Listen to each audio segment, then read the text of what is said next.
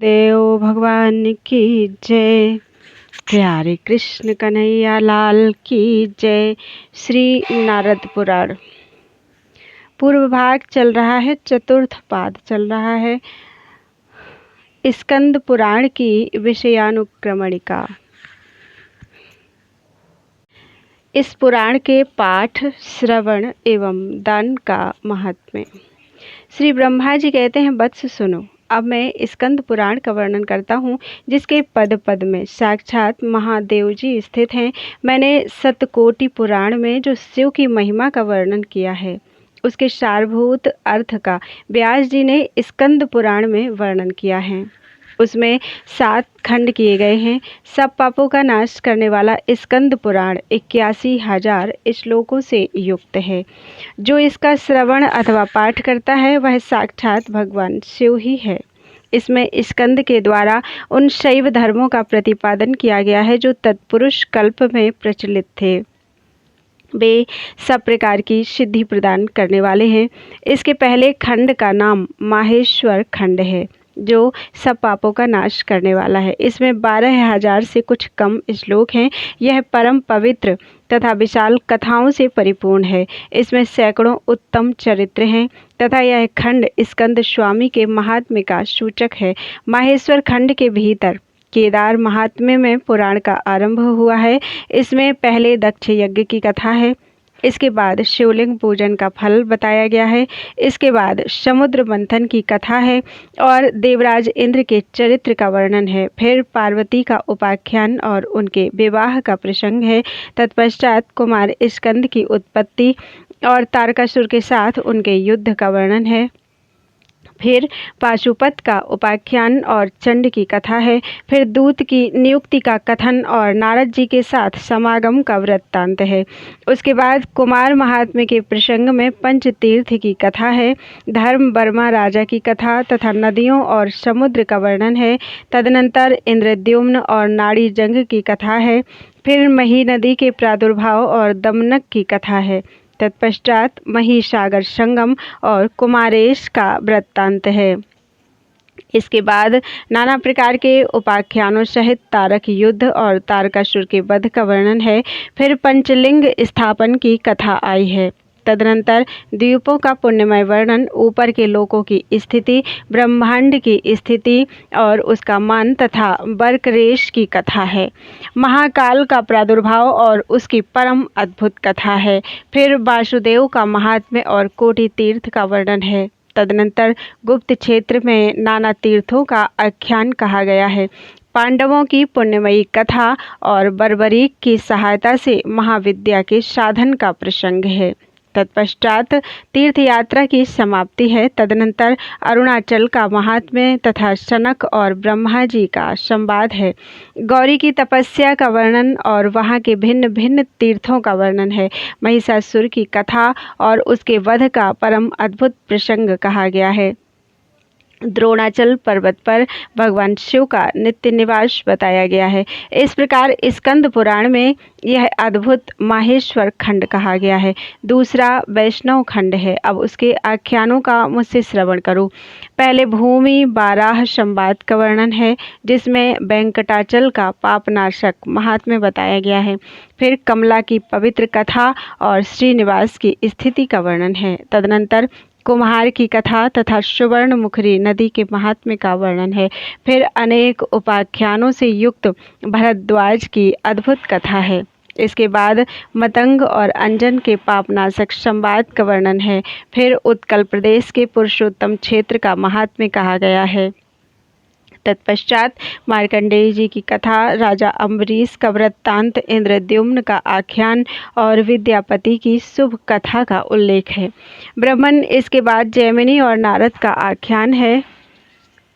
फिर नीलकंठ और नरसिंह का वर्णन है। तदनंतर अश्वमेध यज्ञ की कथा और राजा का ब्रह्मलोक में गमन बताया गया है। गमन कहा गया है। तत्पश्चात रथ यात्रा विधि और जप तथा स्नान की विधि कही गई है। फिर दक्षिणामूर्ति का उपाख्यान और गुंडिचा की कथा है। रथ रक्षा की विधि और भगवान के शयनोत्सव का वर्णन है। इसके बाद राजा श्वेत का उपाख्यान कहा गया है। फिर पृथु उत्सव का निरूपण है। भगवान के दोलोत्सव तथा सांवत्सरिक व्रत का वर्णन है। तदनंतर उद्दालक के नियोग से भगवान विष्णु की निष्काम पूजा का प्रतिपादन किया गया है। फिर मोक्ष साधन बताकर नाना प्रकार के योगों का निरूपण किया गया है। तत्पश्चात दशावतार की कथा और स्नान आदि का वर्णन है। इसके बाद बद्रिकाश्रम तीर्थ का पापनाशक महात्म्य बताया गया है। उस प्रसंग में अग्नि आदि तीर्थों और गरुण शिला की महिमा है। वहाँ भगवान के निवास का कारण बताया गया है। फिर कपालमोचन तीर्थ, पंचधारा तीर्थ और मेरु संस्थान की कथा है। तदनंतर कार्तिक मास का महात्म्य प्रारंभ होता है। उसमें मदनालश के महात्म्य का वर्णन है। धूम्रकेश का उपाख्यान और कार्तिक मास में प्रत्येक दिन के कृत्य का वर्णन है। अंत में भीष्म पंचक व्रत का प्रतिपादन किया गया है, जो भोग और मोक्ष देने वाला है। तत्पश्चात मार्गशीर्ष के महात्म्य में स्नान की विधि बताई गई है। फिर पुण्रादि कीर्तन और माला धारण का पुण्य कहा गया है। भगवान को पंचामृत से स्नान कराने का तथा घंटा बजाने आदि का पुण्य फल बताया गया है। नाना प्रकार के फूलों से भगवत पूजन का फल और तुलसी दल का महात्म्य कहा गया है। भगवान को नैवेद्य लगाने की महिमा, एकादशी के दिन कीर्तन, अखंड एकादशी व्रत रहने का पुण्य और एकादशी की रात में जागरण करने का फल बताया गया है। इसके बाद मत्स्योत्सव का विधान और नाम महात्म्य का कीर्तन है। भगवान के ध्यान आदि का पुण्य और मथुरा का महात्म्य बताया गया है। मथुरा तीर्थ का उत्तम महात्म्य अलग कहा गया है और वहाँ के 12 वनों की महिमा का वर्णन किया गया है। तत्पश्चात इस पुराण में श्रीमद् भागवत के उत्तम महात्म्य का प्रतिपादन किया गया है। इस प्रसंग में वज्रनाभ और सांडिल्य के संवाद का उल्लेख किया गया है, जो ब्रज की आंतरिक लीलाओं का प्रकाशक है। तदनंतर माघ मास में स्नान, दान और जप करने का महात्म्य बताया गया है, जो नाना प्रकार के आख्यानों से युक्त है। माघ महात्म्य का 10 अध्यायों में प्रतिपादन किया गया है। तत्पश्चात वैशाख महात्म्य में शय्यादान आदि का फल बताया गया है। फिर जलदान की विधि, कामोपाख्यान, शुकदेव चरित, व्याध की अद्भुत कथा और अक्षय तृतीया आदि के पुण्य का विशेष रूप से वर्णन है। इसके बाद अयोध्या महात्म्य प्रारंभ करके उसमें चक्र तीर्थ, ब्रह्म तीर्थ, ऋणमोचन तीर्थ, पापमोचन तीर्थ, सहस्त्रधारा तीर्थ, स्वर्गद्वार तीर्थ, चंद्रहरि तीर्थ, धर्महरि तीर्थ, स्वर्ण वृष्टि तीर्थ की कथा और तिलोदा सरयू संगम का वर्णन है। तदनंतर सीताकुंड, गुप्तहरि तीर्थ, सरयू घाघरा संगम, गोप्रचार तीर्थ, क्षीरोदक तीर्थ और बृहस्पति कुंड आदि 5 तीर्थों की महिमा का प्रतिपादन किया गया है। तत्पश्चात घोषार्क आदि 13 तीर्थों का वर्णन है। फिर गयाकूप के सर्व पापनाशक महात्म्य का कथन है। तदनंतर मांडव्याश्रम आदि, अजित आदि तथा मानस आदि तीर्थों का वर्णन किया गया है। इस प्रकार यह दूसरा वैष्णव खंड कहा गया है। मरीचे, इसके बाद परम पुण्यदायक ब्रह्मखंड का वर्णन सुनो, जिसमें पहले सेतु महात्म्य प्रारंभ करके वहाँ के स्नान और दर्शन का फल बताया गया है। फिर गालव की तपस्या तथा राक्षस की कथा है। तत्पश्चात देवी पत्तन में चक्र तीर्थ आदि की महिमा, बेला तीर्थ का महात्म्य, बेताल तीर्थ का महात्म्य और पापनाश आदि का वर्णन है। मंगल आदि तीर्थों का महात्म्य, ब्रह्म कुंड आदि का वर्णन, हनुमत कुंड की महिमा तथा अगस्त्य तीर्थ के फल का कथन है। राम तीर्थ आदि का वर्णन, लक्ष्मी तीर्थ का निरूपण, शंख आदि तीर्थों की महिमा और साध्यामृत आदि तीर्थों के प्रभाव का वर्णन है। इसके बाद धनुष कोटि आदि का महात्म्य, क्षीर कुंड आदि की महिमा तथा गायत्री आदि तीर्थों के महात्म्य का वर्णन है। फिर रामेश्वर की महिमा, तत्वज्ञान का उपदेश तथा सेतु यात्रा विधि का वर्णन है, जो मनुष्यों को मोक्ष देने वाला है। तत्पश्चात धर्मारण्य का उत्तम महात्म्य बताया गया है, जिसमें भगवान शिव ने स्कंद को तत्व का उपदेश किया है। फिर धर्मारण्य का प्रादुर्भाव, उसके पुण्य का वर्णन, कर्म सिद्धि का उपाख्यान तथा ऋषि वंश का निरूपण है। तदनंतर वहाँ अप्सरा संबंधी मुख्य तीर्थों का महात्म्य कहा गया है। इसके बाद वर्णाश्रम धर्म के तत्व का निरूपण किया गया है। तदनंतर देव स्थान विभाग और बकुलादित्य की शुभ कथा का वर्णन है। वहाँ छत्रानंदा, शांता, श्रीमाता, मतंगिनी और पुण्यदा, ये 5 देवियाँ सदा स्थित बताई गई हैं। इसके बाद वहाँ इंद्रेश्वर आदि की महिमा तथा द्वारिका आदि का निरूपण है।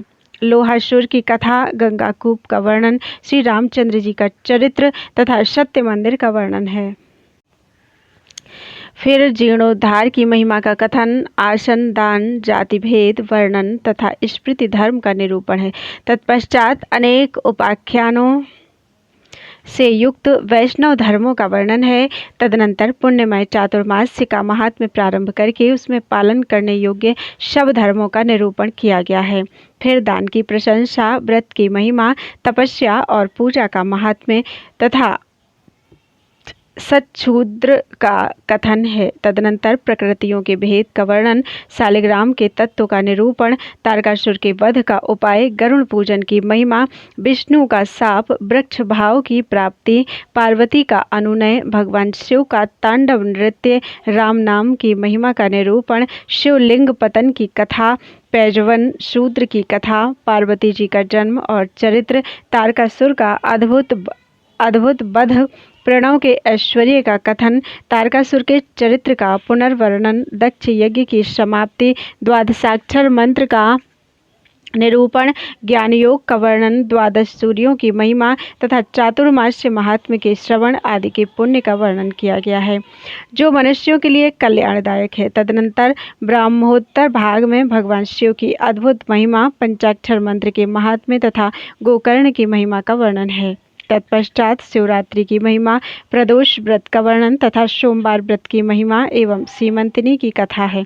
फिर भद्रायु की उत्पत्ति का वर्णन, सदाचार निरूपण, शिव कवच का उपदेश, भद्रायु के विवाह का वर्णन, भद्रायु की महिमा, भस्म महात्म्य वर्णन, सबर का उपाख्यान, उमा महेश्वर व्रत की महिमा, रुद्राक्ष का महात्म्य, रुद्राध्याय के पुण्य तथा ब्रह्मखंड के श्रवण आदि की पुण्यमयी महिमा का वर्णन है। इस प्रकार यह ब्रह्मखंड बताया गया है। इसके बाद चौथा परम उत्तम काशी खंड है, जिसमें विंध्य पर्वत और नारद जी के संवाद का वर्णन है। फिर सत्यलोक का प्रभाव, अगस्त्य के आश्रम में देवताओं का आगमन, पतिव्रता का चरित्र तथा तीर्थ यात्रा की प्रशंसा है।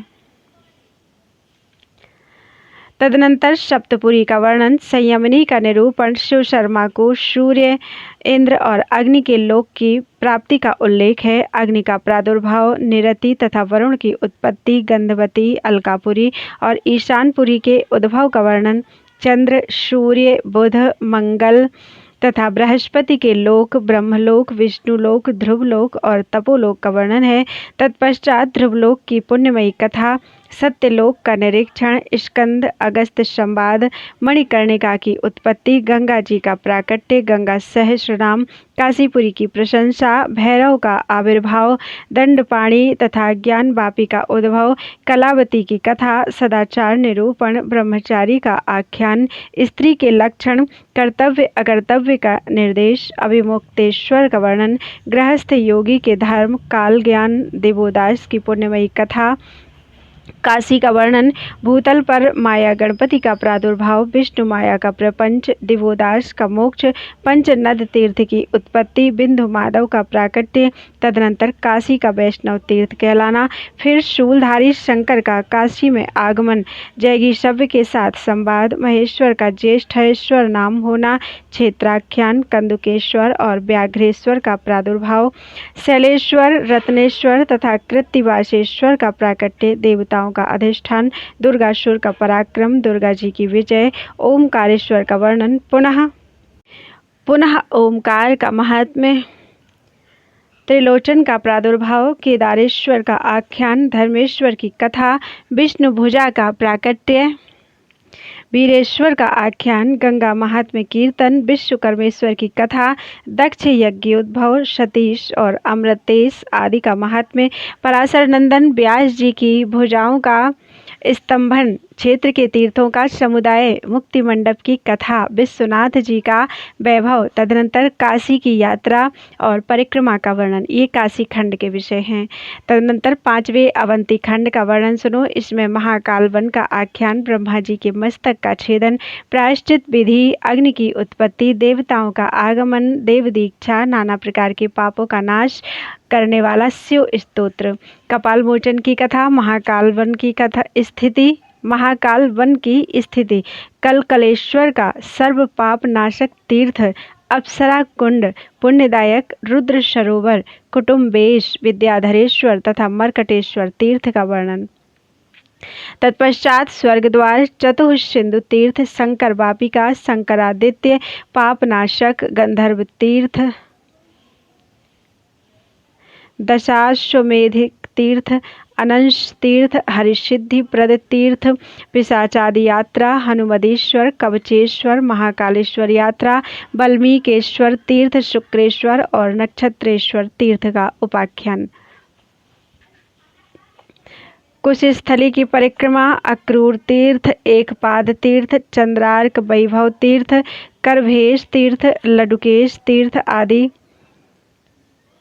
मार्कंडेश्वर तीर्थ, यज्ञवापी तीर्थ, सोमेश्वर तीर्थ, नरकांतक तीर्थ, केदारेश्वर, रामेश्वर, सौभागेश्वर तथा नरादित्य तीर्थ, केशवादित्य, शक्तिभेद तीर्थ, स्वर्ण सार मुख तीर्थ, ओमकारेश्वर आदि तीर्थ, अंधकासुर के द्वारा स्तुति कीर्तन, कालवन में शिवलिंगों की संख्या तथा स्वर्ण श्रृंगेश्वर तीर्थ का वर्णन। फिर कुशस्थली, अवंती एवं उज्जैनीपुरी के पद्मावती, कुमुदवती, अमरावती, विशाला तथा प्रतिकल्प इन नामों का उल्लेख है।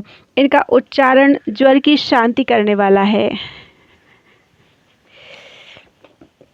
तत्पश्चात शिप्रा में ईद स्नान आदि का फल, नागों द्वारा की हुई भगवान शिव की स्तुति, हिरण्याक्ष वध की कथा, सुंदर कुंडक तीर्थ, नीलगंगा, पुष्कर तीर्थ, विंध्यवासन तीर्थ, पुरुषोत्तम तीर्थ, अघनाशन तीर्थ, गोमती तीर्थ, बामन कुंड, विष्णु सहस्रनाम, वीरेश्वर सरोवर, काल भैरव तीर्थ, नागपंचमी की महिमा, नरसिंह जयंती, कुटुम्बेश्वर यात्रा, देव साधक कीर्तन, कर्कराज नामक तीर्थ, विघ्नेशादि तीर्थ और सुरोहन तीर्थ का वर्णन किया गया है। रुद्रकुंड आदि में अनेक तीर्थों की पुण्यमयी यात्रा का वर्णन है।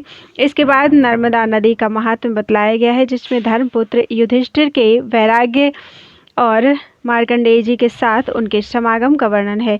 तदनंतर पहले के प्रलयकालीन अनुभव का वर्णन, अमृत कीर्तन, कल्प कल्प में नर्मदा के पृथक पृथक नामों का वर्णन, नर्मदा जी का आर्ष स्तोत्र, कालरात्रि की कथा, महादेव जी की स्तुति, पृथक कल्प की अद्भुत कथा, विशल्या की कथा, जालेश्वर की कथा, गौरी व्रत का वर्णन, त्रिपुरदाह की कथा, देहपात विधि, कावेरी संगम, दारू तीर्थ, ब्रह्मावर्त, ईश्वर कथा, अग्नि तीर्थ, सूर्य तीर्थ, मेघनादादि तीर्थ, दारुक तीर्थ, देव तीर्थ, नर्मदेश तीर्थ, कपिला तीर्थ, करंजक तीर्थ, कुंडलेश तीर्थ, पिपलाद तीर्थ, विमलेश्वर तीर्थ, शूलभेदन तीर्थ, सचीहरण की कथा, अभ्रक कवध, शूलभेदोद्भव तीर्थ, पृथक पृथक दान धर्म, दीर्घ तपा की कथा, ऋष्य श्रृंग का उपाख्यान, चित्रसेन की पुण्यमयी कथा, काशीराज का मोक्ष, देवशिला की कथा, शबरी तीर्थ, पवित्र व्यादोपाख्यान, पुष्करिणी तीर्थ, अर्क तीर्थ,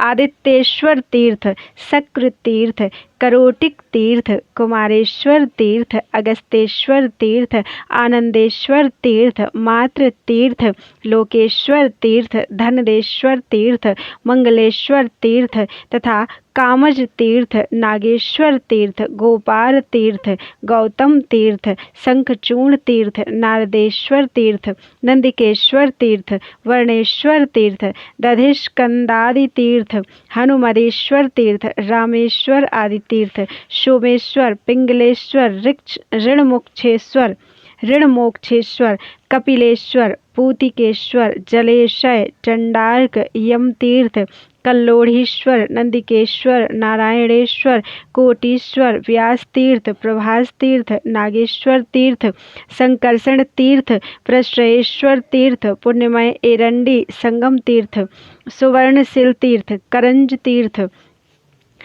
कामर तीर्थ, भांडीर तीर्थ, रोहिणी भव तीर्थ, चक्र तीर्थ, ध्योत पाप तीर्थ, आंगिरस तीर्थ, कोटि तीर्थ, अन्योन्य तीर्थ, अंगार तीर्थ, त्रिलोचन तीर्थ, इंद्रेश तीर्थ, कंबुकेश तीर्थ, सोमेश तीर्थ, कोहलेश तीर्थ, नर्मदा तीर्थ, अर्क तीर्थ, आग्नेय तीर्थ, उत्तम भार्गवेश्वर तीर्थ, ब्राह्म तीर्थ, दैवतीय तीर्थ, मार्गेश तीर्थ, आदिवाराहेश्वर, रामेश्वर तीर्थ, सिद्धेश्वर तीर्थ, अहिल्या तीर्थ, कंकटेश्वर तीर्थ, शक्र तीर्थ, सोम तीर्थ, नादेश तीर्थ, कोयेश तीर्थ, रुक्मिणी संभव तीर्थ, योजनेश तीर्थ, वराहेश तीर्थ, द्वादशी तीर्थ, शिव तीर्थ, सिद्धेश्वर तीर्थ, मंगलेश्वर तीर्थ, लिंग बाराह तीर्थ, कुंडेश तीर्थ, श्वेत बाराह तीर्थ, भार्गवेश तीर्थ,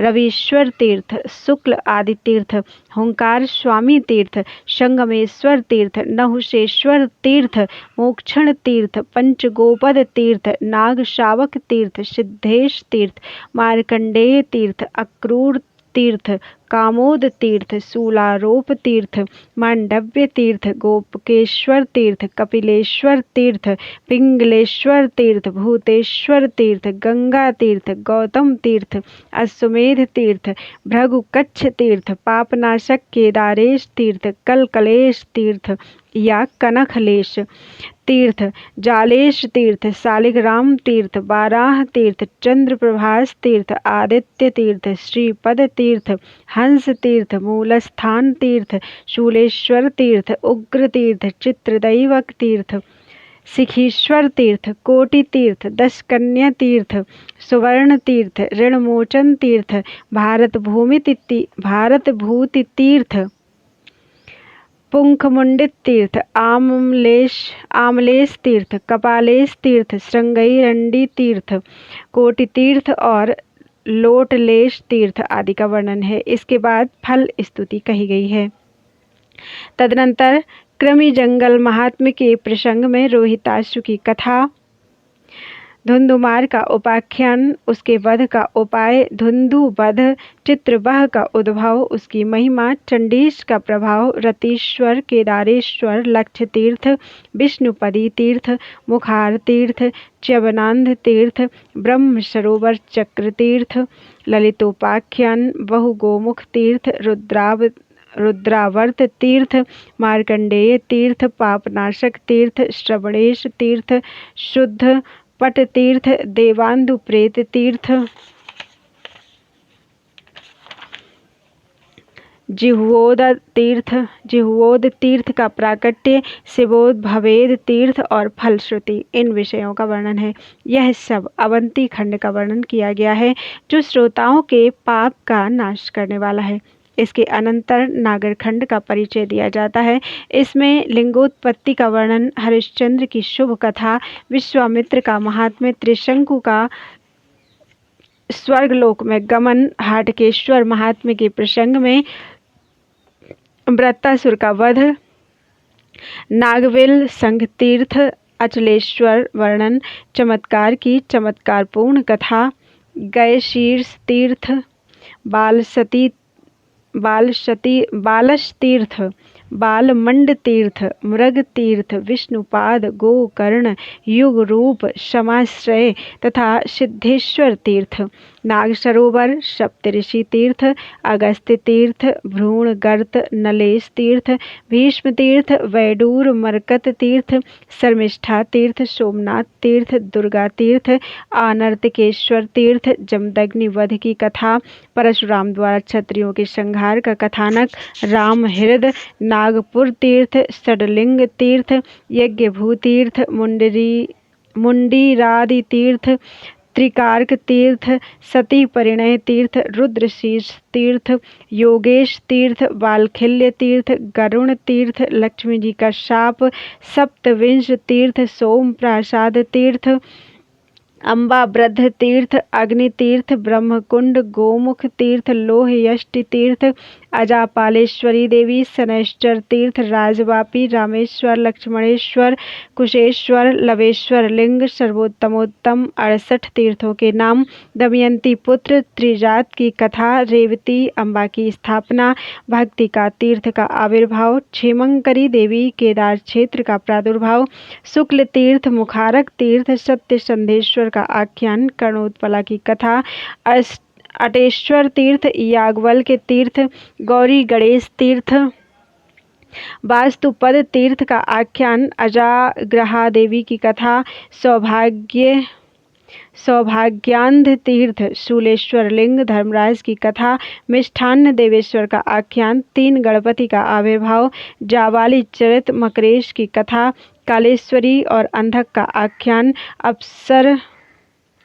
अप्सरस कुंड, पुष्पादित्य तीर्थ, रोहिताश्व तीर्थ, नागर ब्राह्मणों की उत्पत्ति की कथा, भार्गव चरित्र, विश्वामित्र चरित्र, सारस्वत तीर्थ, पिप्पलाद तीर्थ, कंसारीश्वर तीर्थ, पिंडक तीर्थ, ब्रह्मा का यज्ञानुष्ठान, सावित्री की कथा, रैवत का आख्यान, भट्ट यज्ञ का वृत्तांत, मुख्य तीर्थों का निरीक्षण, कुरुक्षेत्र, हाटकेश्वर क्षेत्र और प्रभास क्षेत्र, इन तीनों क्षेत्रों का वर्णन, पुष्करारण्य, नैमिषारण्य तथा धर्मारण्य, इन 3 अरण्यों का वर्णन, वाराणसी, द्वारिका तथा अवंती, इन 3 पुरियों का वर्णन, वृंदावन, खांडव वन और अद्वैत वन, इन 3 वनों का उल्लेख, कल्पग्राम, शालिग्राम तथा नंदीग्राम, इन 3 उत्तम ग्रामों का प्रतिपादन, असी तीर्थ, शुक्ल तीर्थ और पितृ तीर्थ, इन 3 तीर्थों का निरूपण, श्रीशैल, अर्बुदगिरी तथा रैवतगिरी, इन 3 पर्वतों का वर्णन, गंगा, नर्मदा और सरस्वती, इन 3 नदियों का नाम उच्चारण, इनमें से एक एक का कीर्तन 3.5 करोड़ तीर्थों का फल देने वाला है इत्यादि विषयों का प्रतिपादन किया गया है। कूपिका तीर्थ, शंकु तीर्थ, शंख तीर्थ, चामर तीर्थ और बालमंडन तीर्थ, इन चारों का उच्चारण हाटकेश्वर क्षेत्र का फल देने वाला है। इन सब तीर्थों के वर्णन के पश्चात सांबादित्य की नाम की महिमा, श्राद्ध कल्प का निरूपण, युधिष्ठिर भीष्म संवाद, अंधक अर्थात अंधकारपूर्ण नरक, जलसाई का महात्म्य, चातुर्मास्य व्रत, अशून्य शयन व्रत, मंकड़ेश की महिमा, शिवरात्रि का महात्म्य, तुला पुरुष दान, पृथ्वी दान, बालकेश्वर, कपाल मोचनेश्वर, पापपिंड, साप्तलिंग, युगमान आदि का वर्णन, निम्बेश्वर और शाकंभरी की कथा, 11 रुद्रों के प्राकट्य का वर्णन, दान महात्म्य तथा द्वादशादित्य का कीर्तन, इन सब विषयों का प्रतिपादन किया गया है। इस प्रकार यह नागर खंड कहा गया है। अब प्रभास खंड का वर्णन किया जाता है, जिसमें सोमनाथ, विश्वनाथ, महान पुण्यप्रद अर्क स्थल तथा सिद्धेश्वर आदि का आख्यान पृथक पृथक कहा गया है। तत्पश्चात अग्नितीर्थ, कपर्दीश्वर, उत्तम गतिदायक केदारेश्वर, भीमेश्वर, भैरवेश्वर, चंडीश्वर, भास्करेश्वर, चंद्रेश्वर, मंगलेश्वर, बुधेश्वर, बृहस्पतीश्वर, शुक्रेश्वर, शनैश्चरेश्वर, राहुवीश्वर, केतवीश्वर आदि शिव विग्रहों का वर्णन है। तत्पश्चात सिद्धेश्वर आदि अन्य 5 रुद्रों की स्थिति का वर्णन किया गया है।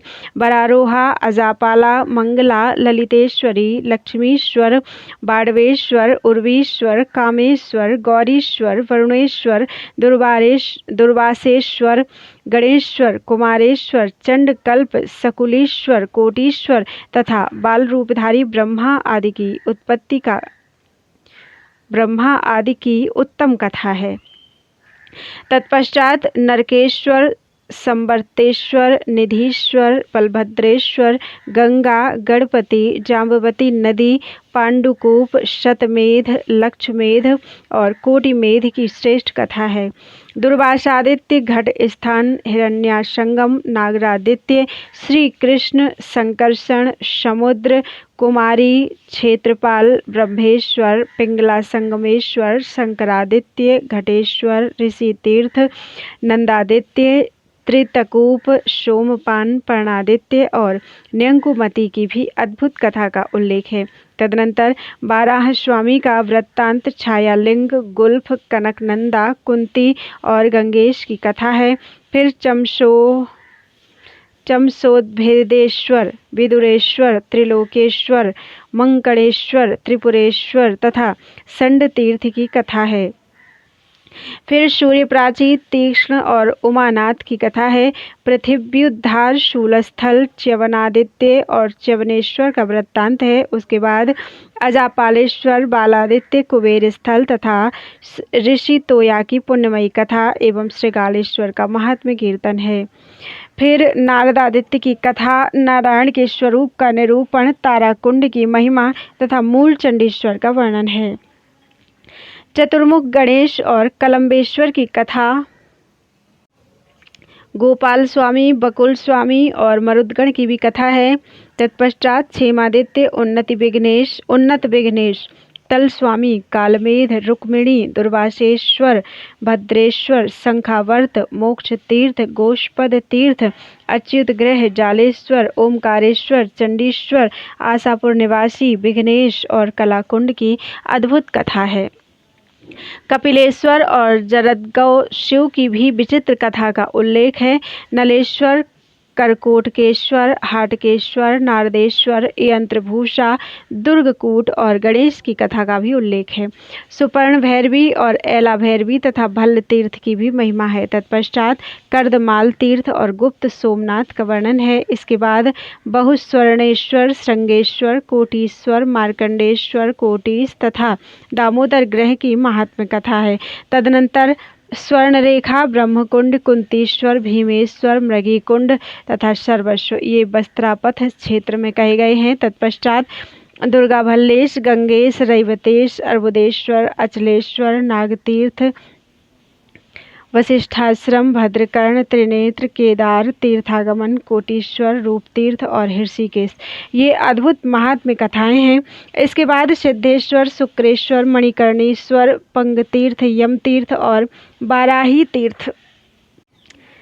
बाराही तीर्थ आदि के महात्म्य का वर्णन है। फिर चंद्रप्रभास, पिंडोदक, श्रीमाता, शुक्ल तीर्थ, कात्यायनी देवी, पिंडारक तीर्थ, कनखल तीर्थ, चक्र तीर्थ, मानुष तीर्थ, कपिलाग्नि तीर्थ तथा रक्तानुबंध आदि महात्म्य कथा का उल्लेख है। तदनंतर गणेश तीर्थ, पार्श्वेश्वर तीर्थ और उज्ज्वल तीर्थ की यात्रा में चंडी स्थान, नागोद्भव, शिवकुंड, महेश तीर्थ तथा कामेश्वर का महात्म्य वर्णन है और मार्कंडेय जी की उत्पत्ति की कथा है। फिर उद्दालकेश और सिद्धेश के समीपवर्ती तीर्थों की पृथक पृथक कथाएं हैं। इसके बाद श्रीदेव माता की उत्पत्ति, व्यास और गोमती तीर्थ की कथा, कुल संतार तीर्थ का महात्म्य तथा राम तीर्थ एवं कोटि तीर्थ की महिमा है। चंद्रोद्भेद तीर्थ, ईशान तीर्थ और ब्रह्म स्थान की उत्पत्ति का अद्भुत महात्म्य तथा त्रिपुष्कर, रुद्रहृद और गुहेश्वर की शुभ कथा है। तत्पश्चात अभिमुक्ति की महिमा, उमा महेश्वर का महात्म्य, महाऊजा का प्रभाव और जम्बू तीर्थ का महात्म्य कहा गया है। गंगाधर और मिश्र की कथा एवं फल स्तुति का भी वर्णन है। तदनंतर द्वारिका महात्म्य के प्रसंग में चंद्र शर्मा की कथा है। जागरण और पूजन की आदि का उपाख्यान, एकादशी व्रत की महिमा, महाद्वादशी का आख्यान, प्रहलाद और ऋषियों का समागम, दुर्वासा का उपाख्यान, यात्रा की प्रारंभिक विधि, गोमती की उत्पत्ति की कथा, उसमें स्नान आदि का फल, चक्र तीर्थ का महात्म्य, गोमती सागर संगम, सनकादि कुंड का आख्यान, नृग तीर्थ की कथा, गो प्रचार की पुण्यमयी कथा, गोपियों का द्वारिका में आगमन, गोपी सरोवर का आख्यान, ब्रह्म तीर्थ आदि का कीर्तन, 5 नदियों के आगमन की कथा, अनेक प्रकार के उपाख्यान, शिवलिंग, गदा तीर्थ और श्री कृष्ण पूजन आदि का वर्णन है। त्रिविध मूर्ति का वर्णन, दुर्वासा और श्री कृष्ण संवाद, कुश दैत्य के वध की कथा, विशेष पूजन का फल, गोमती और द्वारिका में तीर्थों के आगमन का वर्णन, श्री कृष्ण मंदिर का दर्शन, द्वारवती में अभिषेक, वहां तीर्थों के निवास की कथा, अयोध्या और द्वारिका के पुण्य का वर्णन है। ब्राह्मणों, इस प्रकार सर्वोत्तम कथाओं से युक्त शिव महात्म्य प्रतिपादक स्कंद पुराण में यह 7वां प्रभास खंड बताया गया है, जो इसे लिखकर सुवर्णमय त्रिशूल के साथ माघ की पूर्णिमा के दिन सत्कार पूर्वक ब्राह्मण को दान देता है, वह सदा भगवान शिव के लोक में आनंद का भागी होता है।